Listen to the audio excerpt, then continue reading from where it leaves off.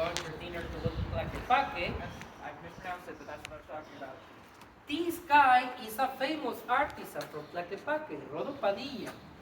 You can see he produced these bottles, a special edition only, of course, with ceramics. As you know, we have ceramics in Mexico, right? So this is a Himadora harvester in the bottle, but it's very unique because he specializes, or what he makes him unique in art, he makes fat people. Oh, okay. He makes fat people, fat Mexicans. So you can find the gallery in Tlaquepaque Historic Center and see the art, not only tequila, different pieces. Mm-hmm. But my point is, he's like international famous, well-known artisan. That He's that not- painting that that we got from my father with the guy, the big people, the big fat people sitting on the bench with their arm around them, that's what it is. So See, does he paint too? see, he normally does sculptures, Okay. but there's a few made of like bronze in Tlaquepaque streets. Okay. But the style of Yeah. painting comes from this. See, Yeah. So people painted the same thing he made in ceramics. Yeah. could be. Yes, it's very probable. And my grandpa, his dad is from Guadalajara, so he brought home some art. He brought over art. So. And all of the ceramics that they do, obviously they have to paint it themselves. Yeah. Yes. Yeah. They have a workshop like with 25 workers in Tlaquepaque. So this is the one that he made for these guys. The extra añejo, the one that you like, but very unique because this one it was 78 months age, so over 5 years, Wow. in cognac cask, French cask. So if you want to get this one in here, I'm not sure if they have already because it's only like 100 bottles every year. But that one, just for you to picture how good this is like 350 US. Because it comes with a certificate from the artisan, basically saying that you bought a piece of art with Yeah. tequila on it. Yeah. Rodolfo Padilla. What about water coming down?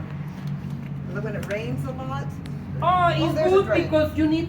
We have a cave, we have an aging room, so you have to keep it humid and fresh. Oh. So when the rains, we have Yeah. the drains. This one, especially this one. Oh, is- yeah, I can see it comes. See. Yeah. But normally gets into the stone, and then the stone gets wet, obviously. But you have all of this.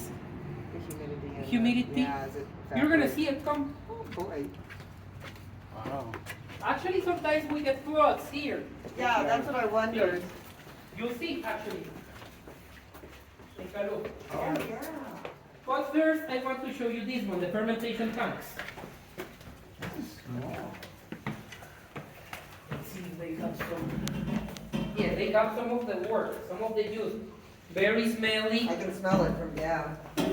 Take a look because that's what you normally drink after the distillation, which is not nice over there, right? It's like very smelly, kind of acid, the aroma, very strong. Yep. That's the reason we need to finish it. We need to finish the distillation process, obviously, in order to get a nice tequila. It's on your hand on So there. here we fermented maybe, yeah, I don't want to get wet. 3 to 5 days when it's very cold in winter, which is not that cold, not like your place, obviously.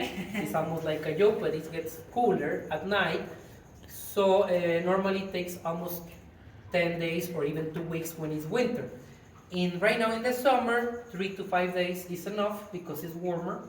So the microorganisms, which is the Is the yeast, yeast is put in there, is in there now, so that's the, okay. and they use a natural yeast, which is produced with the same agave, Oh. local yeast, organic yeast. That makes the flavor unique also for the Cava de Oro tequila. Even beer originally was local yeast, that's what gave them all the different flavors. So, Correct. yeah. Correct. So that's what he does. And especially Alberto, which is the son of the owner. The owner today is a woman, actually. You can read it in the bottles when maybe the ones that you have. I will look at that. The back label comes with the name of the owner, which is basically his mom, Leticia Hermosillo. Very interesting because we do not have too many women running the tequila distilleries. It's like a macho industry kind of, maybe 1%, I would say, of women. We have a few women producing tequila. So Alberto is the one in charge, and he produces the yeast, and he takes care of the process. We call it maestro tequilero, right? The tequila master, the guy in charge of the process. Supervising, of course, he has a few workers, but he supervises everything. So when we get the alcohol here, we finish with maybe 7 to 10% of alcohol after the fermentation is done, is finished. At the beginning is mosto fresco, my bad, mosto muerto is at the end. Mosto fresco, fresh mosto, fresh wort. We start the fermentation with the bubbling, a lot of bubbles in the top, like a foam, basically a white foam with the, it means it is active, right? It is active for around a week. And then when it finishes, it normally ends up like the one that you saw, no more bubbles, no more popping, and we say el mosto ha muerto, the most, or the wort is dead. No more movement, no more activity, no more even heat, it produces heat. But it is not drinkable, it might get you sick actually, because it's very organic with natural bacteria on it. So we need to do the distillation for the silver, for the blanco tequila, which is the first tequila in the chain of the process. And then the reposado, and then the añejo, and then the añejo with the wood. Tequila blanco never touches the wood. Tequila blanco remains in some way Mexican because we believe that the Indians, the natives, started to produce distillation first with clay pots. Remember, we have clay. But it is a theory, it is like a possibility until we built time machines, right? We don't know. So the other version is the Spaniards.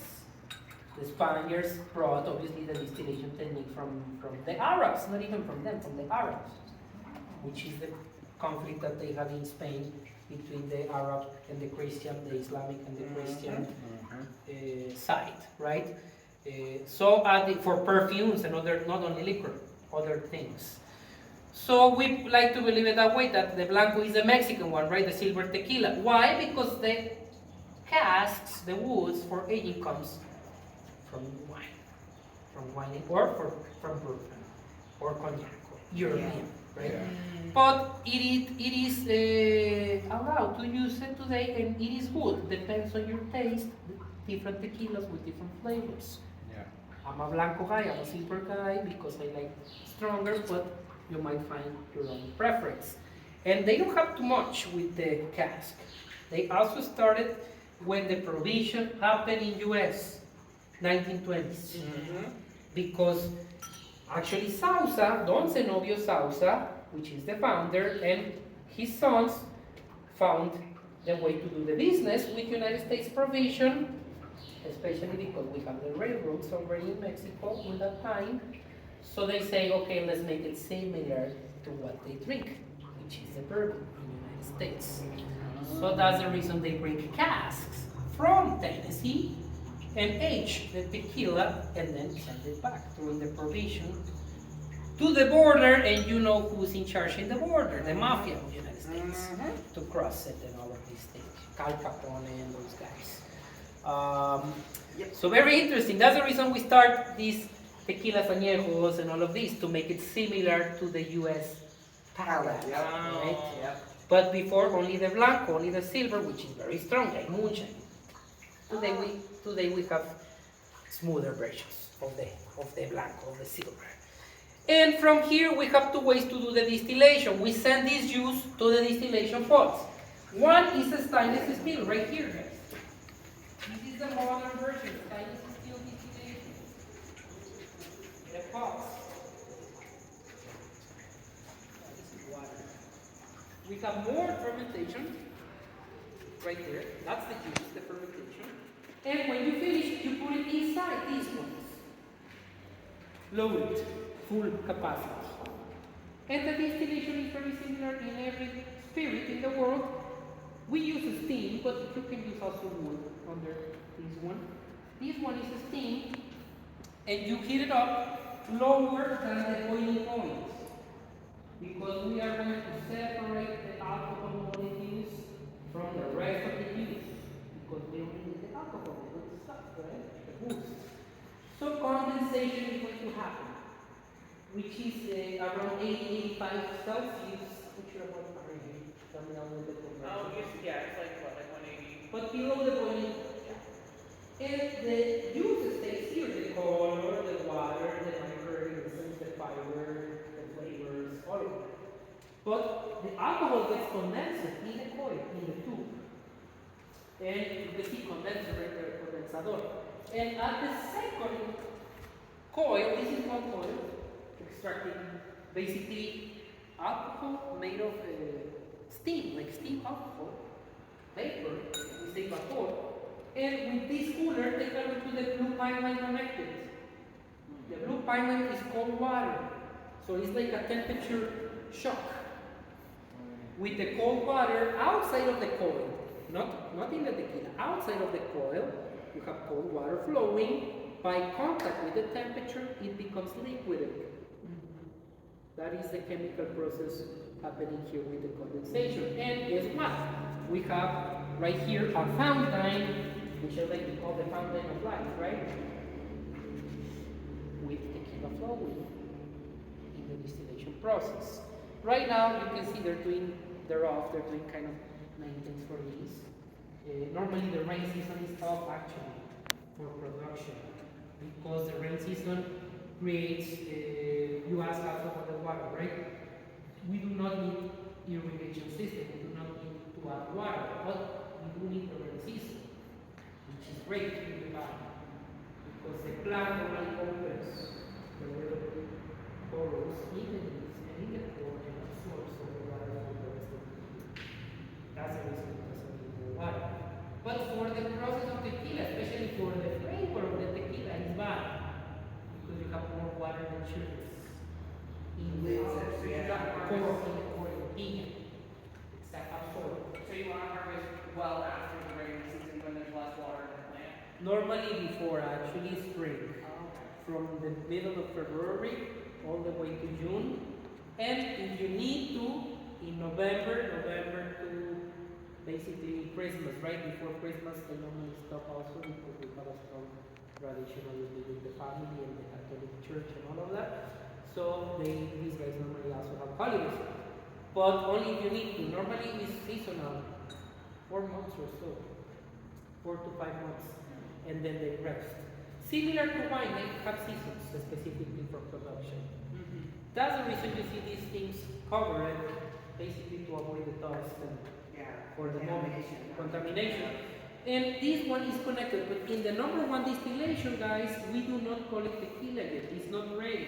We need double distillation, minimum. So you call it ordinary.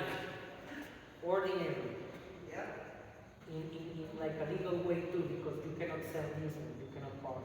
It's against the law. So you have to send this one again to the pot, repeat the same process. That's the reason they have a few, you can see. If you are very poor, like indigenous communities in Oaxaca producing mezcal, well, you clean that one and repeat the process if you want to have it, right? And in the second distillation, we do what we call the alcoholic adjustment, or the cups, los cortes. You remove the bad alcohols, basically, and you arrange the flavor, or basically mix here the different alcohols, including a little bit of methanol, which is the toxic one, heavy metals, right? But you need a little bit for the flavor of the tequila. So that is the key. That is the problem here with the low-cost tequilas, or even the fake tequilas, adulteration, right? Because you can pour more of the bad stuff and sell it that way, and that's the bit. If you have specialists, engineers, obviously they control it, it's going to be a bad thing over the next day, and that's it. But if you have a mistake, or people producing illegal tequilas, they might get you blind, and if you pour more of that toxic stuff, they can get you killed. So I wonder if that's what was going on. Remember when we went to Costa Rica, and when we went, they were saying like don't drink the local alcohols there during that time period because they were like killing people. I wonder if that was because. Could be. Yeah. See? You get more money of it, sadly, but you can hurt someone. More liters, basically, because the rest of the stuff you have to put it away. You have to remove the bad stuff, which at the end means less use. So that's the second distillation, the most important. The first one is rising the alcohol to 20%. Is removing some of the impurities from the juice, but remains kind of yellow, kind of brown. We cannot sell it that way, the ordinario. That's the reason we put the ordinario again into the pot, repeat the cycle, and then we finish with maybe 50%, 100 proof tequila, or 110 or 120, depends on the experience of the master distiller. And you take away, basically right here, that's the problem. You need to know. If you don't know, that's when they mess up. They do not want to kill someone, but they could. Exactly. Because at the beginning, by hand, you open this one, or the bottom, the one in the bottom. So you basically remove the first use. And you have a little tool right here to took those away. But this is the board. This is how much methanol